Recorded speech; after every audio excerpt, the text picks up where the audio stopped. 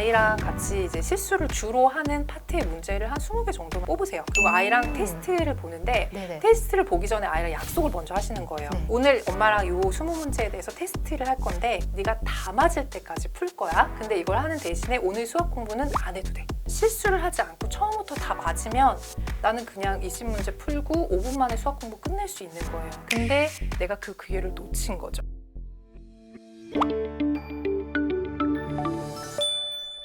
안녕하세요. 교육 고민을 대신 물어봐주는 교육대기자TV, 저는 대기자 방종임입니다. 학습의 기초를 닦고 역량을 키우는 시기로 초등이 부각되고 있습니다.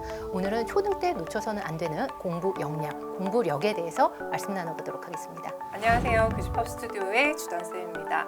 또 이렇게 불러주셔가지고 네. 너무 반갑습니다. 저도 반갑습니다. 네. 제주도에서 오셨잖아요. 네, 멀리 왔습니다. 예, 초등 부모님들을 위한 조언 많이 네. 들려주시고 내려가셨으면 좋겠는데요. 네. 이제 좀 있으면 방학인데요. 네. 방학 때 어머님들이 수학 교재 엄청 사실 거거든요. 맞아요. 수학 교재 시중에 나와 있는 책들도 너무 많고 이때 조금 더 현명하게 고르는 방법, 수학 교재를 구매하거나 살 때 반드시 확인해야 될 포인트 한 3가지 정도만 짚어주신다면요. 첫 번째는 네. 목적이 분명한 문제집을 찾는 게 중요할 목적이요? 것 같아요. 네, 어. 저희가 이제 서점에 가보시면은 초등 수학 문제집 섹션이 정말 커요. 잘 아시죠? 제일 커요, 제일 네, 커. 맞아요. 저는 수험생인 줄 알았잖아요.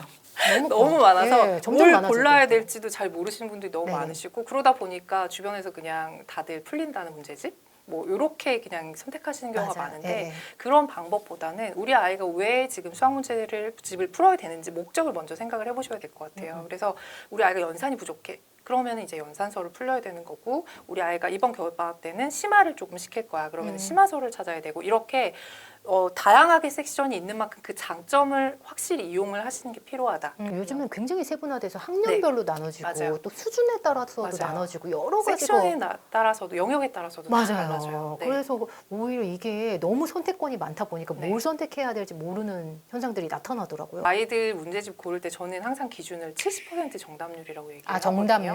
네, 보통 학부모님들 오해를 하시는 게 예.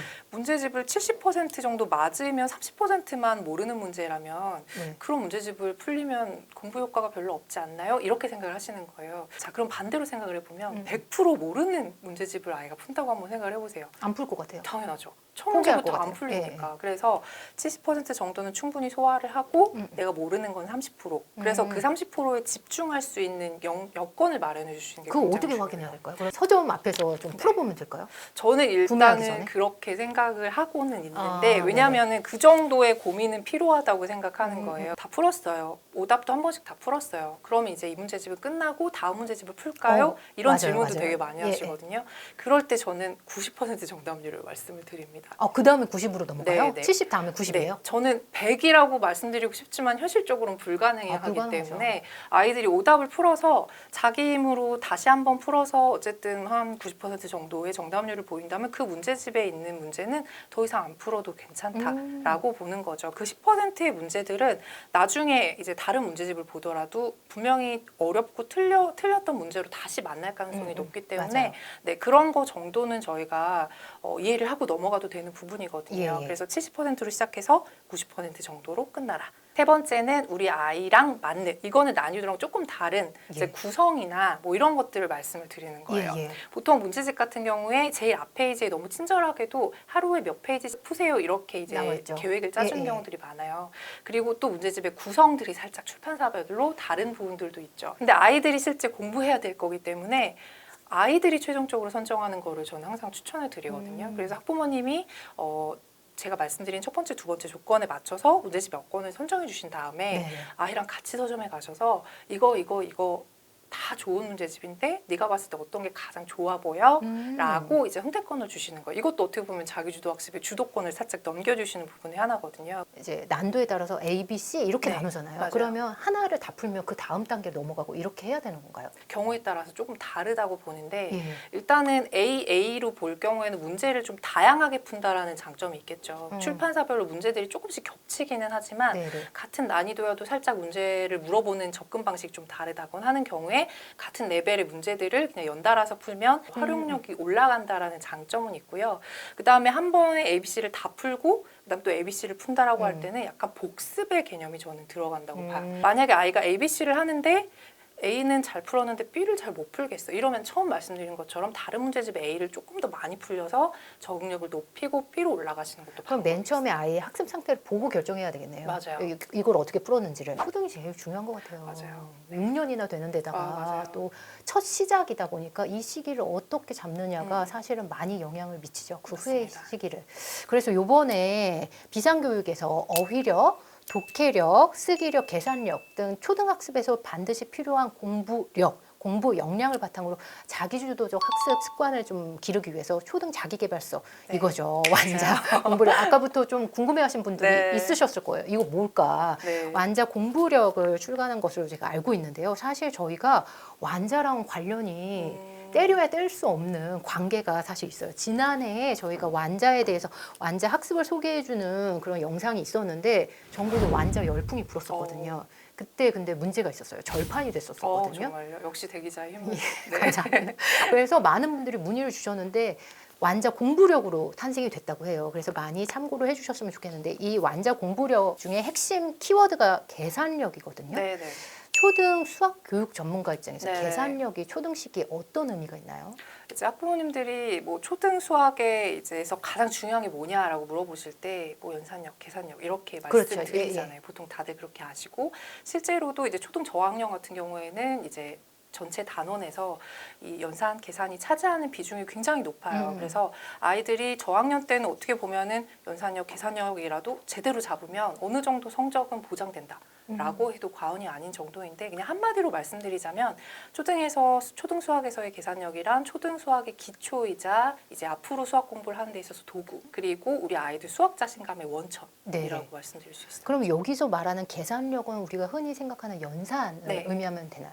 그러니까 생각하면 연산과 계산을 이제 비교해서 설명하는 네. 부분도 좀 있긴 한데 음. 이제 혼용해서 사용하시는 경우 되게 많아요. 근데 이거를 이제 사전적인 의미를 보자면 네네. 연산이 이제 계산을 포함하고 있는 개념이라고 이해하시면 될 것 같거든요. 연산이 계산을 포함하고 있다. 네네. 그래서 네. 이제 계산력이라는 건 기본적으로 수를 가지고 하는 연산의 일종이라고 생각하시면 되고 이제 수학에서 이제 연산이 붙은 것들이 되게 많아요. 나중에 고등학교 올라가면 뭐 함수의 연산부터 시작해가지고 이렇게 연산이 붙어 있는 것들이 많은데 네. 이제 연산은 계산을 하는 어떤 그 약속이라던가 이런 것들까지 다 포함한 개념이어서 이제 계산력이라는 거는 완전 수학에서의 기본, 기초 이런 여러 가지 의견이 좀 있는 것 같아요. 연산을 너무 많이 시키면 네네. 또 아이한테 부담이 될 수 있다. 이런 의견도 사실 있거든요.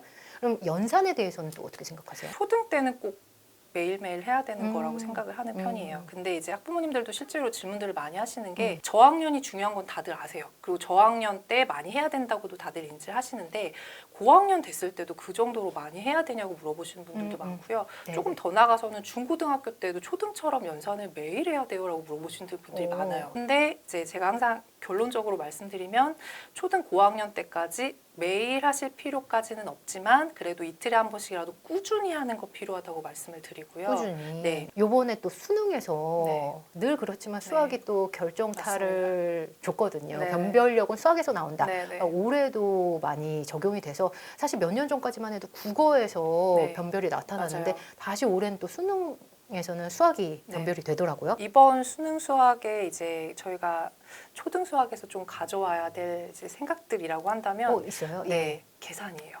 너무 우연스럽게도. 그래요? 네, 왜냐하면 이번 이제 수능에서 아이들이 네. 시간이 부족한 경우가 많았어요. 왜냐하면 계산이 조금 지저분하다는 표현을 해도 될지. 네네. 그래서 약간 이제 조금 생소한 문제들 같은 경우에는 계산에 막혀가지고 이제 시간이 조금 부족했던 아이들도 있었거든요. 네, 선생님 풀어보셨어요? 네, 풀긴 했는데 네. 이제 중요한 부분이 저는 연산과 계산이 진짜 중요하구나라는 생각을 다시금 계산이 했어요. 오래 걸리는 문제가 있었나 봐요. 네, 좀 복잡한. 아. 그래서 이제 그런 부분들을 조금 신경을 써주시면 좋을 것 같고 예, 예. 이제 초등 저학년, 고학년 이제 물어보셨으니까 해보자면 이제 저는 초등 저학년 같은 경우에는 무엇보다 중요한 거는 계산력이죠. 그래서 특히나 저학년 때는 아이들이 이제 꾸준하게 매일매일 하는 습관을 갖는 것이 굉장히 중요하기 네네, 때문에 네. 겨울방학이 길고 길죠. 네, 길고 어떻게 보면은 굉장히 루즈해지기 쉬운 그런 때잖아요. 근데 이럴 때 이제 아이들이 어떻게 보면은 매일 공부의 루틴이라고 해서 시작할 때 수학 계산부터 계산력부터 이제 딱 이렇게 공부를 하고 다음 공부로 넘어가는 거로 저는 추천을 하거든요. 이걸 아예 학습의 세팅으로. 네, 그렇죠. 네. 그래서 아이들이 뭐 매일 뭐 아이의 역량에 따라서 뭐 2장 이렇게 갈 수도 있고 네. 조금 더 할 여지가 있는 아이들은 조금 더 예. 이런 식으로. 몇 장 추천하세요? 저는 4페이지 2장이 가장 2장. 좋은 것 같습니다. 이유가 저학년. 있으세요? 저학년은? 네, 저학년은. 왜냐하면은 일단 한두 페이지는 고학년 정도는 그 정도 해도 괜찮은데 저학년 아이들 같은 경우에는 저는 4페이지 정도는 4페이지. 풀어봐야 된다고 생각을 하고요. 틀린 게 있었어요. 네. 그러면 대부분 물어보면 아는데 틀렸다. 실수라고 하잖아요. 맞아요. 특히 계산력 연산 같은 경우에는 실수를 많이 하는 경우들이 아이들이 많거든요. 맞아요. 이 부분은 어떻게 좀 보완하면 좋을까요? 제가 이 부분에 대해서 질문 정말 많이 하셔서 네. 정말 많이 말씀드리는데요. 네. 네, 제가 이제 팁처럼 드리는 게 블라인드 테스트라는 게 있어요. 블라인드 테스트요? 네, 블라인드 테스트가 뭐냐면 네. 아이랑 같이 이제 실수를 주로 하는 파트의 문제를 한 20개 정도만 학부모님이 뽑으세요. 그리고 아이랑 테스트를 보는데 네네. 테스트를 보기 전에 아이랑 약속을 먼저 하시는 거예요. 네. 무슨 약속이냐면 오늘 엄마랑 요 20문제에 대해서 테스트를 할 건데 네가 다 맞을 때까지 풀 거야. 근데 이걸 하는 대신에 오늘 수학 공부는 안 해도 돼. 그럼 아이는 처음에는 쾌재를 불러요. 20문제만 풀면 오늘 수학 공부 안 해도 되니까 너무 좋은 거죠. 그렇게 해서 이제 시험을 보기 시작을 하는데 시간은 넉넉하게 주셔도 괜찮아요. 이때는. 왜냐하면 저희가 전제 조건이 다 맞을 때까지 푼다라고 얘기를 했으니까 그게 일단 무서운데요? 뭔가 숨겨져 있을 것 같죠. 네네. 네, 그래서 아이가 일단 풀기 시작하면 다 풀었다 하면 그때 채점을 해주시는데 채점을 할 때 절대 표시는 하지 마시고 눈으로만 채점하셔서 어떤 문제가 틀렸는지 기억을 잘 해두시는 거예요. 채점하지 말고요? 네, 그리고 아이한테 돌려주세요. 예. 너 여기서 2개 틀렸어. 그러면은 어떤 걸 틀렸는지 그때부터 찾기 시작을 합니다. 찾겠죠. 예. 네, 근데 보통 이제 잔머리를 쓰는 아이들은 뭐 뒤에부터 푼다거나 중간에 아무거나 찍어서 푼다거나 막 이렇게 하는 경우도 성격이 있는데 거기서 또 네네. 나오네요. 네. 결과적으로는 다 풀게 되죠. 그러면 아이가 생각했을 때 분명히 다 아는 거라고 얘기했었잖아요, 평소에. 네. 그럼 내가 실수했던 거라고 얘기를 했잖아요. 예. 그러면 실수를 하지 않고 처음부터 다 맞으면 나는 그냥 20문제 풀고 5분 만에 수학 공부 끝낼 수 있는 거예요. 근데 내가 그 기회를 놓친 거죠. 엄마 분명히 기회를 줬는데.